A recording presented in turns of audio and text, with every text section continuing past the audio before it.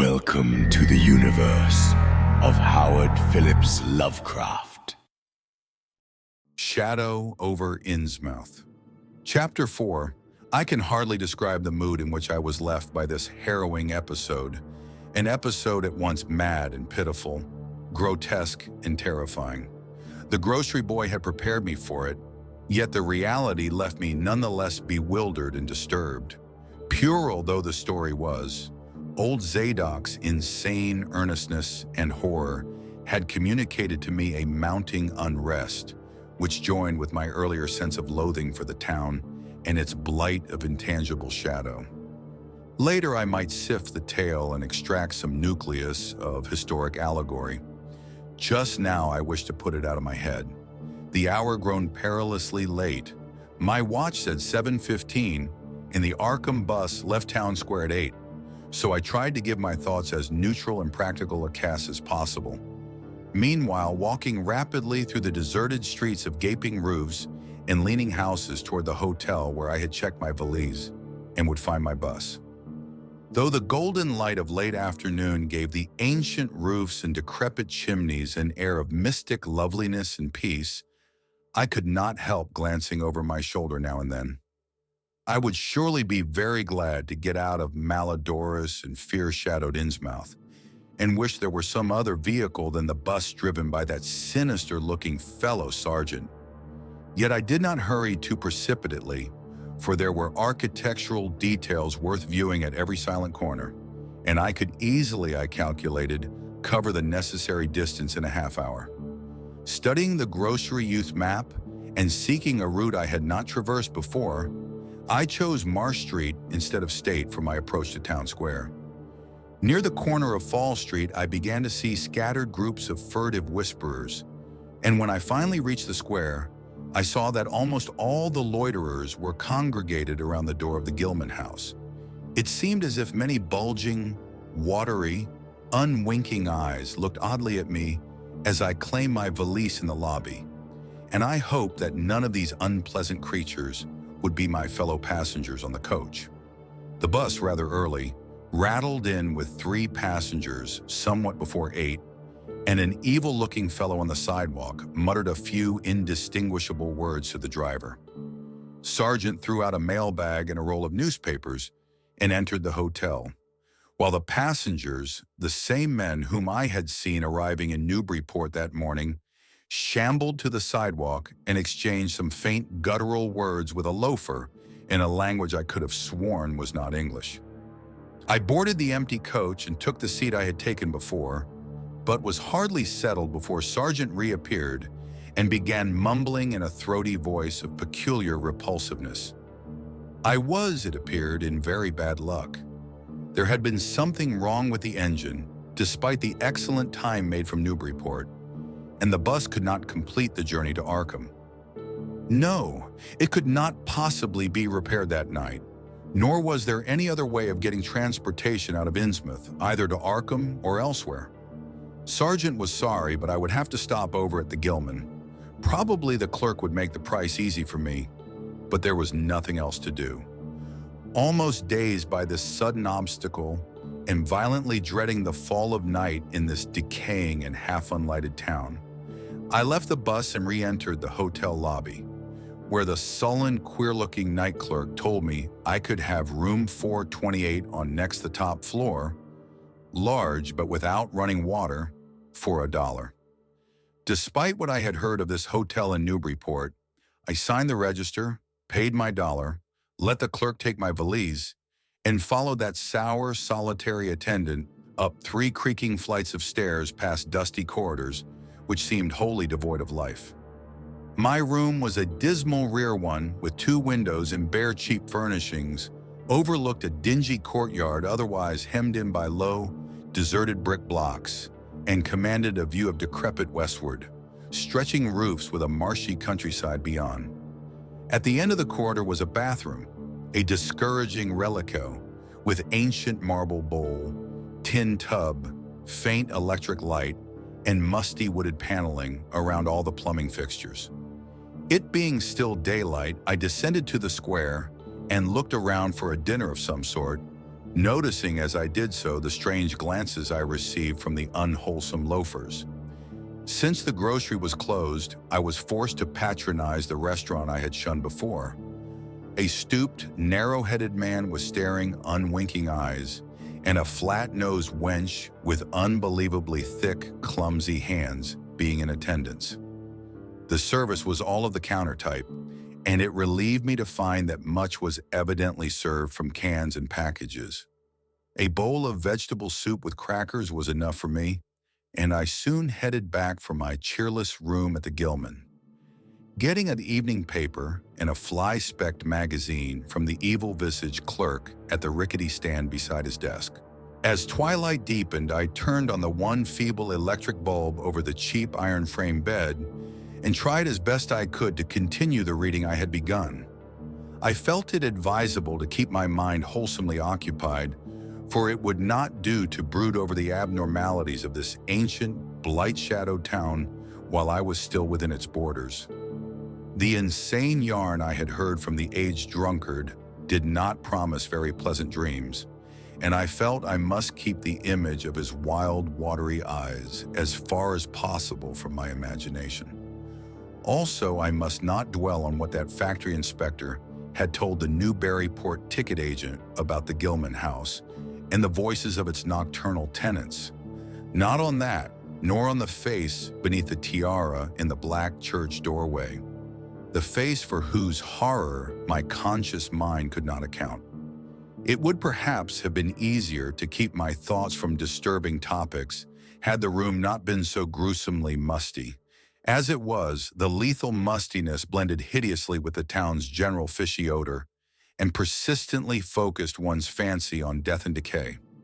Another thing that disturbed me was the absence of a bolt on the door of my room. One had been there, as marks clearly showed, but there were signs of recent removal.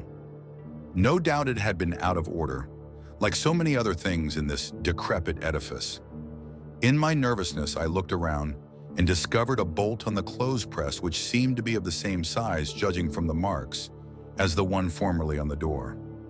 To gain a partial relief from the general tension, I busied myself by transferring this hardware to the vacant place with the aid of a handy 3-in-1 device, including a screwdriver, which I kept on my keyring. The bolt fitted perfectly, and I was somewhat relieved when I knew that I could shoot it firmly upon retiring. Not that I had any real apprehension of its need, but that any symbol of security was welcome in an environment of this kind. There were adequate bolts on the 2 lateral doors to connecting rooms, and these I proceeded to fasten. I did not undress, but decided to read till I was sleepy, and then lie down with only my coat, collar, and shoes off. Taking a pocket flashlight from my valise, I placed it in my trousers, so that I could read my watch if I woke up later in the dark. Drowsiness, however, did not come, and when I stopped to analyze my thoughts, I found to my disquiet that I was really unconsciously listening for something which I dreaded but could not name. That inspector's story must have worked on my imagination more deeply than I had suspected. Again, I tried to read, but found that I made no progress. After a time, I seemed to hear the stairs and corridors creak at intervals, as if with footsteps, and wondered if the other rooms were beginning to fill up. There were no voices, however, and it struck me that there was something subtly furtive about the creaking. I did not like it and debated whether I had better try to sleep at all. This town had some queer people, and there had undoubtedly been several disappearances. Was this one of those inns where travelers were slain for their money? Surely I had no look of excessive prosperity. Or were the townsfolk really so resentful about curious visitors? Had my obvious sightseeing, with its frequent map consultations, aroused unfavorable notice? It occurred to me that I must be in a highly nervous state to let a few random creakings set me off speculating in this fashion. But I regretted nonetheless that I was unarmed. At length, feeling a fatigue which had nothing of drowsiness in it, I bolted the newly outfitted hall door, turned off the light, and threw myself down on the hard, uneven bed, coat, collar, shoes, and all. In the darkness, every faint noise of the night seemed magnified, and a flood of doubly unpleasant thoughts swept over me. I was sorry I had put out the light, yet was too tired to rise and turn it on again.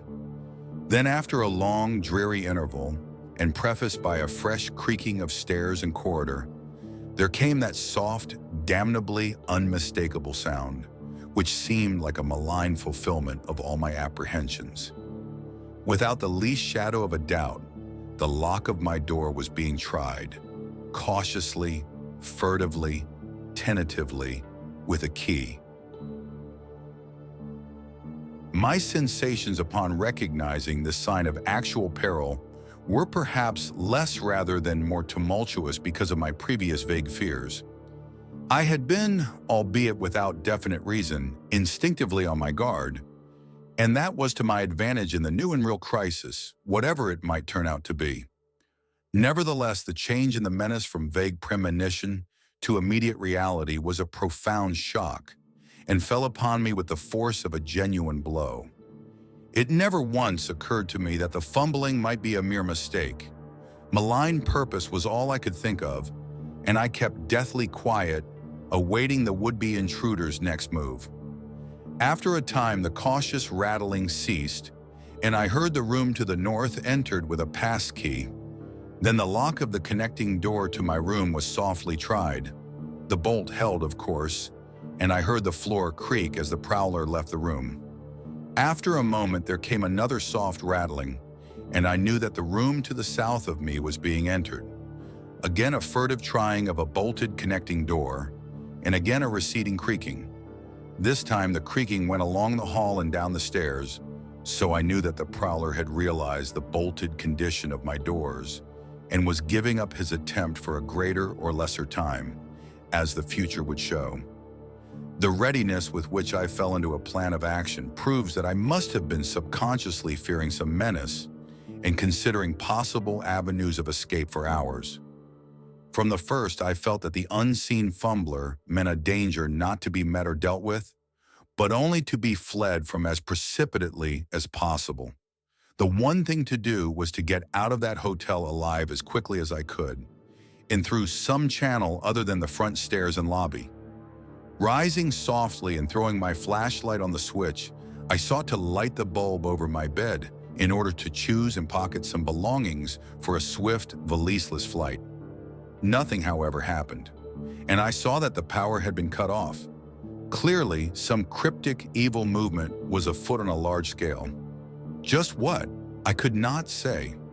As I stood pondering with my hand on the now useless switch, I heard a muffled creaking on the floor below, and thought I could barely distinguish voices in conversation. A moment later, I felt less sure that the deeper sounds were voices, since the apparent hoarse barkings and loose, syllabled croakings bore so little resemblance to recognize human speech. Then I thought with renewed force of what the factory inspector had heard in the night in this moldering and pestilential building. Having filled my pockets with the flashlight's aid, I put on my hat and tiptoed to the windows to consider chances of descent. Despite the state's safety regulations, there was no fire escape on this side of the hotel, and I saw that my windows commanded only a sheer 3-story drop to the cobbled courtyard. On the right and left, however, some ancient brick business blocks abutted on the hotel, their slant roofs coming up to a reasonable jumping distance from my 4-story level. To reach either of these lines of buildings, I would have to be in a room 2 from my own, in one case on the north and in the other case on the south, and my mind instantly set to work what chances I had of making the transfer. I could not, I decided, risk an emergence into the corridor, where my footsteps would surely be heard, and where the difficulties of entering the desired room would be insuperable. My progress, if it was to be made at all, would have to be through the less solidly built connecting doors of the rooms, the locks and bolts of which I would have to force violently, using my shoulder as a battering ram whenever they were set against me. This, I thought, would be possible owing to the rickety nature of the house and its fixtures, but I realized I could not do it noiselessly. I would have to count on sheer speed, in the chance of getting to a window before any hostile forces became coordinated enough to open the right door toward me with a passkey. My own outer door I reinforced by pushing the bureau against it, little by little, in order to make a minimum of sound. I perceived that my chances were very slender and was fully prepared for any calamity. Even getting to another roof would not solve the problem, for there would then remain the task of reaching the ground and escaping from the town. One thing in my favor was the deserted and ruinous state of the abutting building and the number of skylights gaping blackly open in each row. Gathering from the grocery boy's map that the best route out of town was southward, I glanced first at the connecting door on the south side of the room. It was designed to open in my direction, hence I saw, after drawing the bolt and finding other fastening in place, it was not a favorable one for forcing. Accordingly, abandoning it as a route, I cautiously moved the bedstead against it to hamper any attack which might be made on it later from the next room. The door on the north was hung to open away from me, and this, though a test proved it to be locked or bolted from the other side, I knew must be my route. If I could gain the roofs of the buildings in Payne Street and descend successfully to the ground level, I might perhaps dart through the courtyard and the adjacent or opposite building to Washington or Bates, or else emerge in Payne and edge around southward into Washington. In any case, I would aim to strike Washington somehow and get quickly out of the town square region. My preference would be to avoid Payne, since the fire station there might be open all night. As I thought of these things, I looked out over the squalid sea of decaying roofs below me, now brightened by the beams of a moon not much past full. On the right, the black gash of the river gorge clove the panorama. Abandoned factories and railway station clinging barnacle-like to its sides. Beyond it, the rusted railway and the Rowley Road led off through a flat, marshy terrain dotted with islets of higher and drier scrub-grown land. On the left, the creek-threaded countryside was nearer, the narrow road to Ipswich gleaming white in the moonlight. I could not see from my side of the hotel the southward route toward Arkham, which I had determined to take.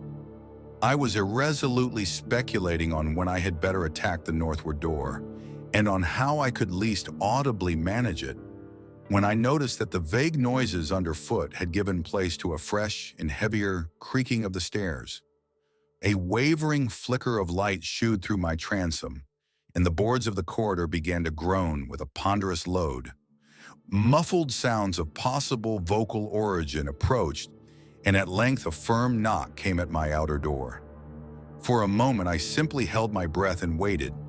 Eternities seemed to elapse, and the nauseous, fishy odor of my environment seemed to mount suddenly and spectacularly.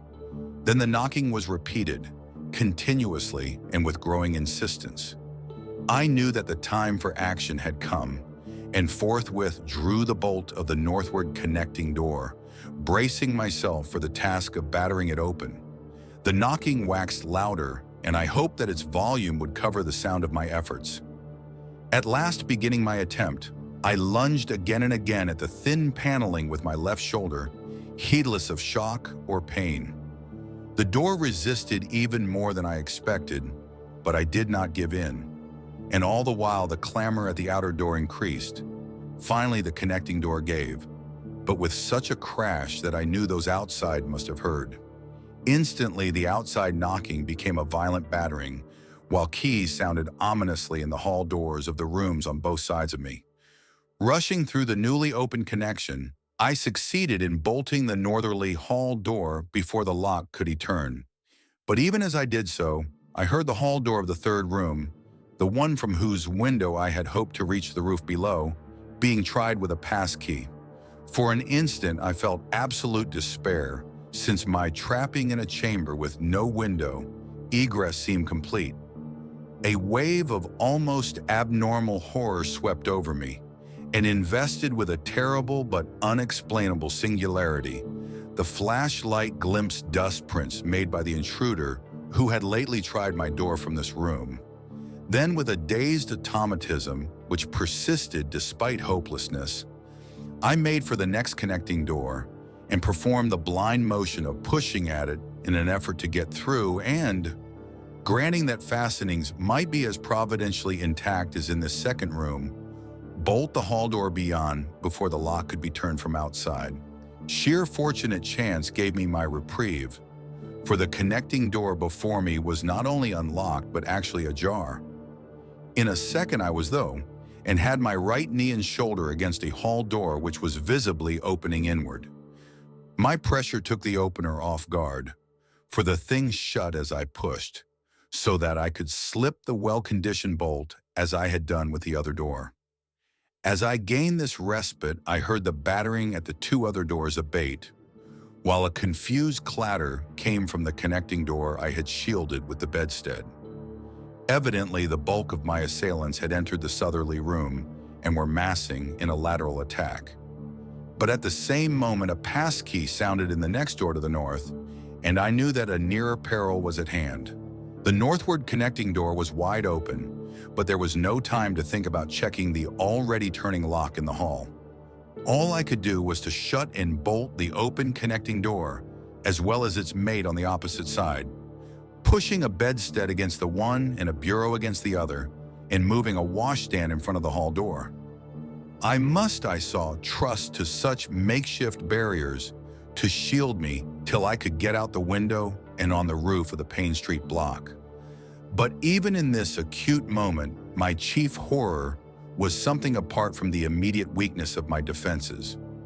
I was shuddering because not one of my pursuers, despite some hideous panting, grunting, and subdued barkings at odd intervals, was uttering an unmuffled or intelligible vocal sound. As I moved the furniture and rushed toward the windows, I heard a frightful scurrying along the corridor toward the room north of me, and perceived that the southward battering had ceased. Plainly, most of my opponents were about to concentrate against the feeble connecting door, which they knew must open directly on me. Outside, the moon played on the ridgepole of the block below, and I saw that the jump would be desperately hazardous because of the steep surface on which I must land. Surveying the conditions, I chose the more southerly of the two windows as my avenue of escape, planning to land on the inner slope of the roof and make for the nearest skylight. Once inside one of the decrepit brick structures, I would have to reckon with pursuit, but I hoped to descend and dodge in and out of yawning doorways along the shadowed courtyard, eventually getting to Washington Street and slipping out of town toward the south. The clatter at the northerly connecting door was now terrific, and I saw that the weak paneling was beginning to splinter. Obviously, the besiegers had brought some ponderous object into play as a battering ram. The bedstead, however, still held firm, so that I had at least a faint chance of making good my escape. As I opened the window, I noticed that it was flanked by heavy velour drapery suspended from a pole by brass rings, and also that there was a large projecting catch for the shutters on the exterior. Seeing a possible means of avoiding the dangerous jump, I yanked at the hangings and brought them down, pole and all, then quickly hooking two of the rings in the shutter catch and flinging the drapery outside. The heavy folds reached fully to the abutting roof, and I saw that the rings and catch would be likely to bear my weight. So, climbing out of the window and down the improvised rope ladder, I left behind me forever the morbid and horror-infested fabric of the Gilman house. I landed safely on the loose slates of the steep roof and succeeded in gaining the gaping black skylight without a slip. Glancing up at the window I had left, I observed it was still dark, though far across the crumbling chimneys to the north, I could see lights ominously blazing in the order of Dagon Hall, the Baptist church, and the Congregational church, which I recalled so shiveringly. There had seemed to be no one in the courtyard below, and I hoped there would be a chance to get away before the spreading of a general alarm.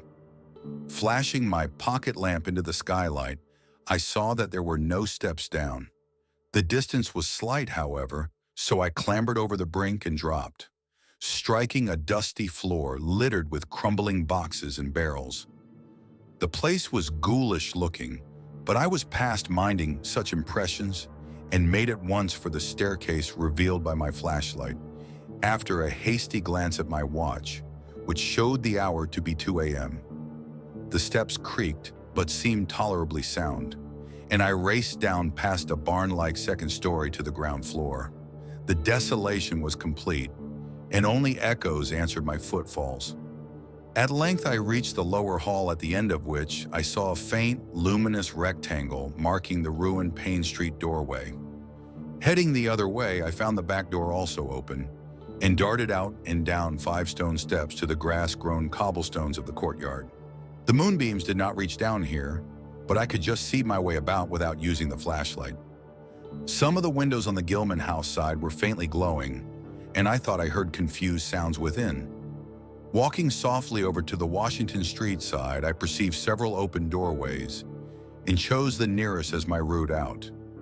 The hallway inside was black, and when I reached the opposite end, I saw that the street door was wedged immovably shut. Resolved to try another building, I groped my way back toward the courtyard, but stopped short when close to the doorway. For out of an open door in the Gilman house, a large crowd of doubtful shapes was pouring, lanterns bobbing in the darkness, and horrible croaking voices exchanging low cries in what was certainly not English. The figures moved uncertainly, and I realized to my relief that they did not know where I had gone, but for all that they sent a shiver of horror through my frame. Their features were indistinguishable, but their crouching, shambling gait was abominably repellent. And worst of all, I perceived that one figure was strangely robed and unmistakably surmounted by a tall tiara of a design altogether too familiar. As the figures spread throughout the courtyard, I felt my fears increase. Suppose I could find no egress from this building on the street side. The fishy odor was detestable, and I wondered I could stand it without fainting. Again groping toward the street, I opened a door off the hall and came upon an empty room with closely shuttered but sashless windows. Fumbling in the rays of my flashlight, I found I could open the shutters, and in another moment had climbed outside and was fully closing the aperture in its original manner. I was now in Washington Street, and for the moment saw no living thing, nor any light save that of the moon. From several directions in the distance, however, I could hear the sound of hoarse voices, of footsteps, and of a curious kind of pattering which did not sound quite like footsteps. Plainly, I had no time to lose. The points of the compass were clear to me, and I was glad that all the street lights were turned off, as is often the custom on strongly moonlit nights in prosperous rural regions. Some of the sounds came from the south, yet I retained my design of escaping in that direction. There would, I knew, be plenty of deserted doorways to shelter me in case I met any person or group who looked like pursuers. I walked rapidly, softly, and close to the ruined houses. While hatless and disheveled after my arduous climb, I did not look especially noticeable, and stood a good chance of passing unheeded if forced to encounter any casual wayfarer. At Bates Street, I drew into a yawning vestibule while 2 shambling figures crossed in front of me, but was soon on my way again and approaching the open space where Elliott Street obliquely crosses Washington at the intersection of South. Though I had never seen this space, it had looked dangerous to me on the grocery use map, since the moonlight would have free play there. There was no use trying to evade it, for any alternative course would involve detours of possibly disastrous visibility and delaying effect. The only thing to do was to cross it boldly and openly, imitating the typical shamble of the Innsmouth folk as best I could, and trusting that no one, or at least no pursuer of mine, would be there. Just how fully the pursuit was organized, and indeed just what its purpose might be, I could form no idea. There seemed to be unusual activity in the town, but I judged that the news of my escape from the Gilman had not yet spread. I would, of course, soon have to shift from Washington to some other southward street, for that party from the hotel would doubtless be after me. I must have left dust prints in that last old building, revealing how I had gained the street. The open space was, as I had expected, strongly moonlit, and I saw the remains of a park-like, iron-railed green in its center. Fortunately, no one was about, though a curious sort of buzz or roar seemed to be increasing in the direction of Town Square. South Street was very wide, leading directly down a slight declivity to the waterfront and commanding a long view out at sea, and I hoped that no one would be glancing up it from afar as I crossed in the bright moonlight. My progress was unimpeded, and no fresh sound arose to hint that I had been spied. Glancing about me, I involuntarily let my pace slacken for a second to take in the sight of the sea, gorgeous in the burning moonlight at the street's end. Far out beyond the breakwater was the dim, dark line of Devil Reef, and as I glimpsed it, I could not help thinking of all the hideous legends I had heard in the last 24 hours. Legends which portrayed this ragged rock as a veritable gateway to realms of unfathomed horror and inconceivable abnormality. Then, without warning, I saw the intermittent flashes of light on the distant reef. They were definite and unmistakable, and awaked in my mind a blind horror beyond all rational proportion. My muscles tightened for panic flight, held in only by a certain unconscious caution and half-hypnotic fascination. And to make matters worse, there now flashed forth from the lofty cupola of the Gilman House, which loomed up to the northeast behind me, a series of analogous, though differently spaced gleams which could be nothing less than an answering signal. Controlling my muscles and realizing afresh how plainly visible I was, I resumed my brisker and feignedly shambling pace, though keeping my eyes on that hellish and ominous reef as long as the opening of South Street gave me a seaward view. What the whole proceeding meant, I could not imagine, unless it involved some strange rite connected with Devil Reef, or unless some party had landed from a ship on that sinister rock. I now bent to the left around the ruinous green, still gazing toward the ocean as it blazed in the spectral summer moonlight, and watching the cryptical flashing of those nameless, unexplainable beacons. It was then that the most horrible impression of all was borne in upon me. The impression which destroyed my last vestige of self-control and sent me running frantically southward past the yawning black doorways and fishily staring windows of that deserted nightmare street. For at a closer glance, I saw that the moonlit waters between the reef and the shore were far from empty. They were alive with a teeming horde of shapes swimming inward toward the town. And even at my vast distance and in my single moment of perception, I could tell that the bobbing heads and flailing arms were alien and aberrant in a way scarcely to be expressed or consciously formulated. My frantic running ceased before I had covered a block, for at my left I began to hear something like the hue and cry of organized pursuit. There were footsteps and guttural sounds and a rattling motor wheezed south along Federal Street. In a second, all my plans were utterly changed, for if the southward highway were blocked ahead of me, I must clearly find another egress from Innsmouth. I paused and drew into a gaping doorway, reflecting how lucky I was to have left the moonlit, open space before these pursuers came down the parallel street. A second reflection was less comforting. Since the pursuit was down another street, it was plain that the party was not following me directly. It had not seen me, but was simply obeying a general plan of cutting off my escape. This, however, implied that all roads leading out of Innsmouth were similarly patrolled, for the people could not have known what route I intended to take. If this were so, I would have to make my retreat across country away from any road.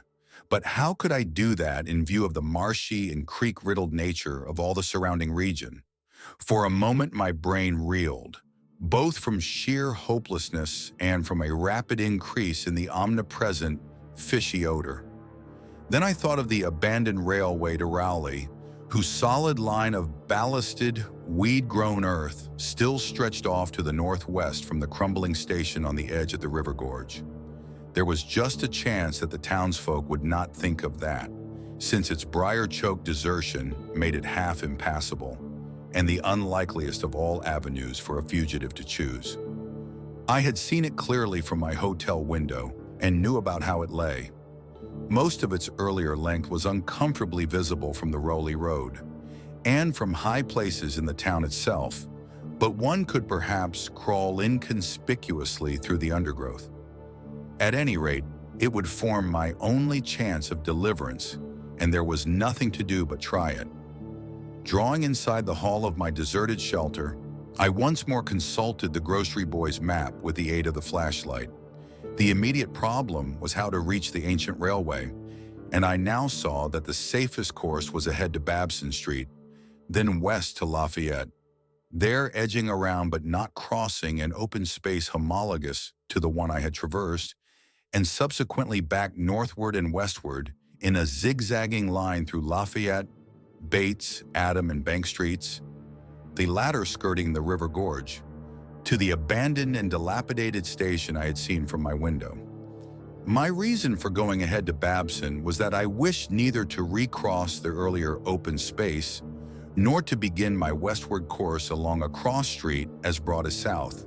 Starting once more, I crossed the street to the right-hand side in order to edge around into Babson as inconspicuously as possible. Noises still continued in Federal Street, and as I glanced behind me, I thought I saw a gleam of light near the building through which I had escaped. Anxious to leave Washington Street, I broke into a quiet dog trot, trusting to luck not to encounter any observing eye. Next the corner of Babson Street, I saw to my alarm that one of the houses was still inhabited, as attested by curtains at the window. But there were no lights within, and I passed it without disaster. In Babson Street, which crossed Federal and might thus reveal me to the searchers, I clung as closely as possible to the sagging, uneven buildings, twice pausing in a doorway as the noises behind me momentarily increased. The open space ahead shone wide and desolate under the moon, but my route would not force me to cross it. During my second pause, I began to detect a fresh distribution of vague sounds, and upon looking cautiously out from cover, beheld a motor car darting across the open space, bound outward along Elliott Street, which there intersects both Babson and Lafayette. As I watched, choked by a sudden rise in the fishy odor after a short abatement, I saw a band of uncouth, crouching shapes loping and shambling in the same direction, and knew that this must be the party guarding the Ipswich Road, since that highway forms an extension of Elliott Street. Two of the figures I glimpsed were in voluminous robes, and one wore a peaked diadem which glistened whitely in the moonlight. The gait of this figure was so odd that it sent a chill through me, for it seemed to me the creature was almost hopping. When the last of the band was out of sight, I resumed my progress, darting around the corner into Lafayette Street and crossing Elliott very hurriedly lest stragglers of the party be still advancing along that thoroughfare. I did hear some croaking and clattering sounds far off toward Town Square, but accomplished the passage without disaster. My greatest dread was in recrossing broad and moonlit South Street with its seaward view, and I had to nerve myself for the ordeal. Someone might easily be looking, and possible Elliott Street stragglers could not fail to glimpse me from either of 2 points. At the last moment, I decided I had better slacken my trot and make the crossing as before in the shambling gait of an average Innsmouth native.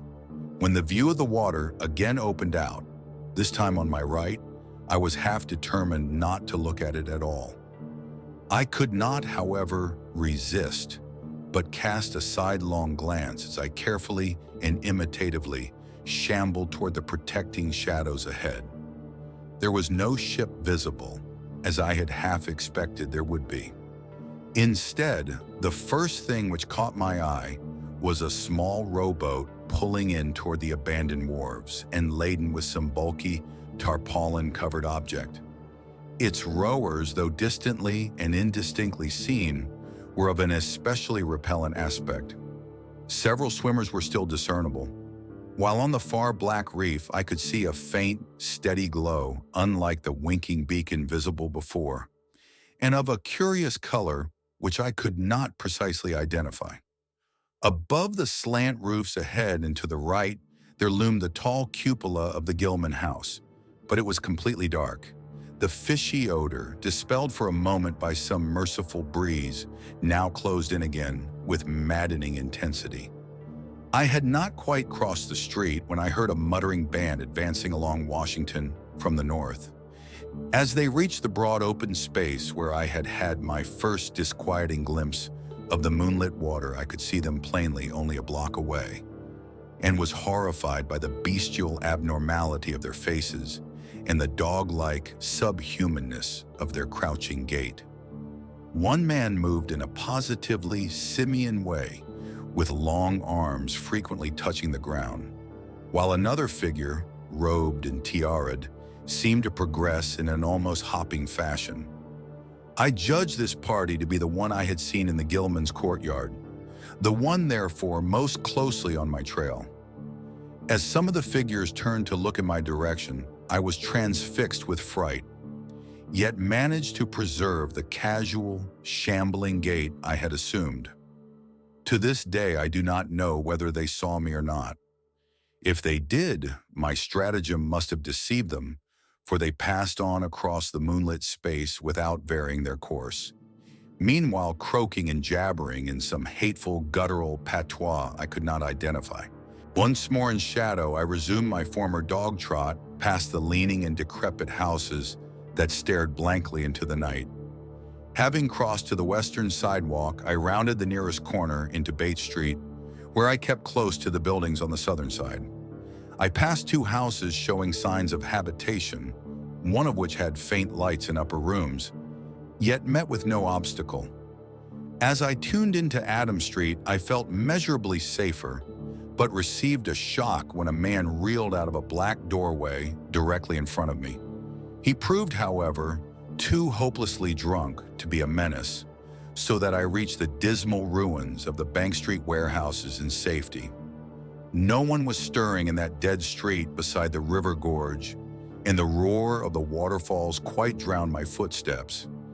It was a long dog trot to the ruined station, and the great brick warehouse walls around me seemed somehow more terrifying than the fronts of private houses. At last, I saw the ancient arcaded station, or what was left of it, and made directly for the tracks that started from its farther end. The rails were rusty but mainly intact, and not more than half the ties had rotted away. Walking or running on such a surface was very difficult, but I did my best, and on the whole made very fair time. For some distance the line kept on along the gorge's brink, but at length I reached the long covered bridge, where it crossed the chasm at a dizzying height. The condition of this bridge would determine my next step. If humanly possible, I would use it. If not, L would have to risk more street wandering and take the nearest intact highway bridge. The vast barn-like length of the old bridge gleamed spectrally in the moonlight, and I saw that the ties were safe for at least a few feet within. Entering, I began to use my flashlight and was almost knocked down by the cloud of bats that flapped past me. About halfway across, there was a perilous gap in the ties which I feared for a moment would halt me, but in the end I risked a desperate jump, which fortunately succeeded. I was glad to see the moonlight again when I emerged from that macabre tunnel. The old tracks crossed River Street at grade, and at once veered off into a region increasingly rural and with less and less of Innsmouth's abhorrent fishy odor. Here the dense growth of weeds and briars hindered me and cruelly tore at my clothes, but I was nonetheless glad that they were there to give me concealment in case of peril. I knew that much of my route must be visible from the Rowley Road. The marshy region began very abruptly, with a single track on a low grassy embankment where the weedy growth was somewhat thinner. Then came a sort of island of higher ground, where the line passed through a shallow open cut choked with bushes and brambles. I was very glad of this partial shelter, since at this point the Rowley Road was uncomfortably near, according to my window view. At the end of the cut, it would cross the track and swerve off to a safer distance. But meanwhile, I must be exceedingly careful. I was by this time thankfully certain that the railway itself was not patrolled. Just before entering the cut, I glanced behind me, but saw no pursuer. The ancient spires and roofs of decaying Innsmouth gleamed lovely and ethereal in the magic yellow moonlight, and I thought of how they must have looked in the old days before the shadow fell. Then as my gaze circled inland from the town, something less tranquil arrested my notice and held me immobile for a second. What I saw, or fancied I saw, was a disturbing suggestion of undulant motion far to the south. A suggestion which made me conclude that a very large horde must be pouring out of the city along the level Ipswich Road. The distance was great and I could distinguish nothing in detail, but I did not at all like the look of that moving column. It undulated too much and glistened too brightly in the rays of the now westering moon. There was a suggestion of sound too, though the wind was blowing the other way. A suggestion of bestial scraping and bellowing, even worse than the muttering of the parties I had lately overheard. All sorts of unpleasant conjectures crossed my mind. I thought of those very extreme Innsmouth types said to be hidden in crumbling, centuried warrens near the waterfront. I thought, too, of those nameless swimmers I had seen. Counting the parties so far glimpsed, as well as those presumably covering other roads, the number of my pursuers must be strangely large for a town as depopulated as Innsmouth. Whence could come the dense personnel of such a column as I now beheld? Did those ancient, unplumbed warrens teem with a twisted, uncatalogued, and unsuspected life? Or had some unseen ship indeed landed a legion of unknown outsiders on that hellish reef? Who were they? Why were they here? And if such a column of them was scouring the Ipswich Road, would the patrols on the other roads be likewise augmented? I had entered the brush-grown cut and was struggling along at a very slow pace when that damnable fishy odor again waxed dominant. Had the wind suddenly changed eastward, so that it blew in from the sea and over the town? It must have, I concluded, since I now began to hear shocking guttural murmurs from that hitherto silent direction. There was another sound too, a kind of wholesale, colossal flopping or pattering, which somehow called up images of the most detestable sort. It made me think illogically of that unpleasantly undulating column on the far-off Ipswich Road. And then both stench and sounds grew stronger, so that I paused, shivering and grateful for the cut's protection. It was here, I recalled, that the Raleigh Road drew so close to the old railway before crossing westward and diverging. Something was coming along that road, and I must lie low till its passage and vanishment in the distance. Thank heaven these creatures employed no dogs for tracking, though perhaps that would have been impossible amidst the omnipresent regional odor. Crouched in the bushes of that sandy cleft, I felt reasonably safe, even though I knew the searchers would have to cross the track in front of me, not much more than 100 yards away.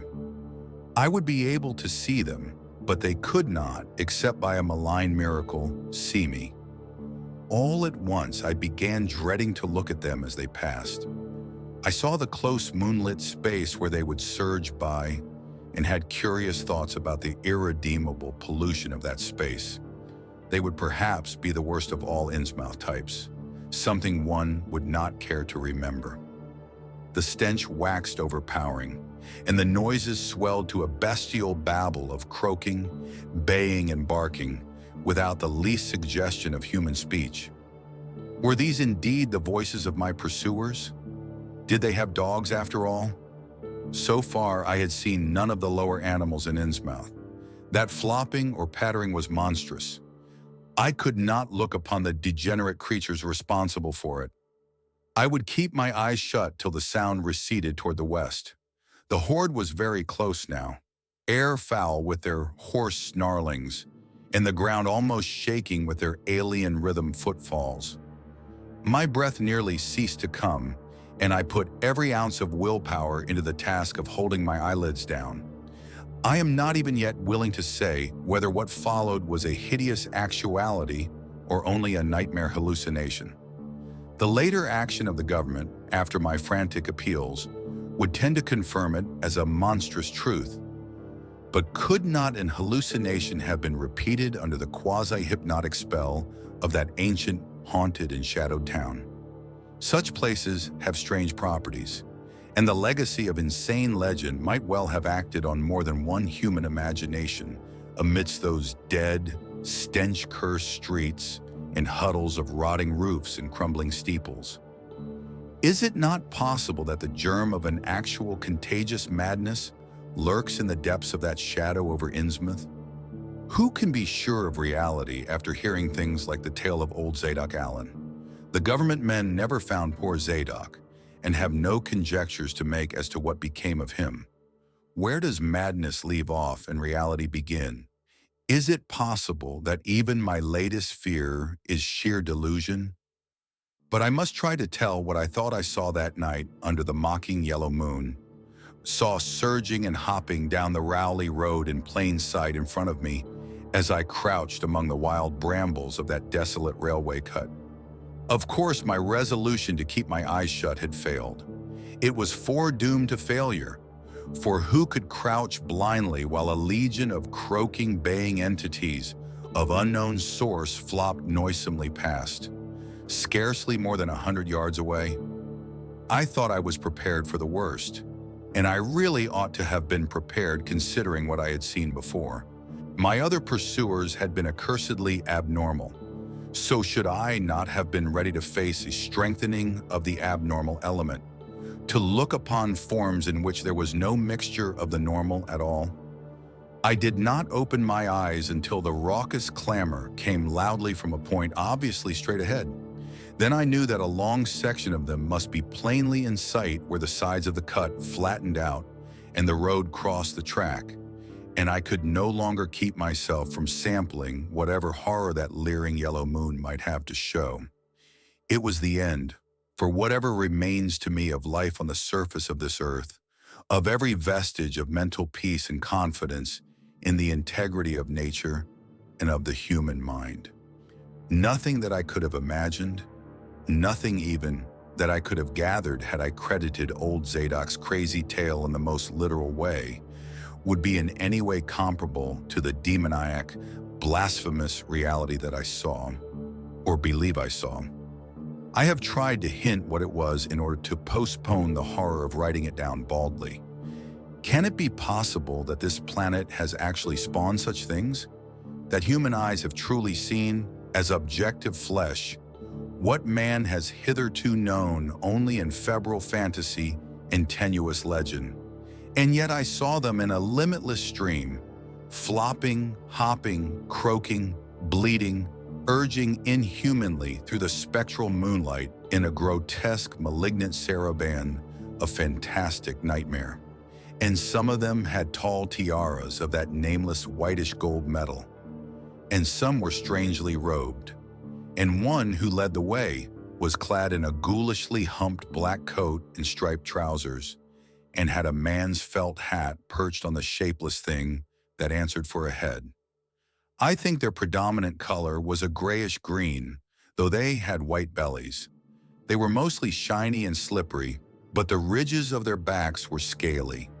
Their forms vaguely suggested the anthropoid, while their heads were the heads of fish, with prodigious bulging eyes that never closed.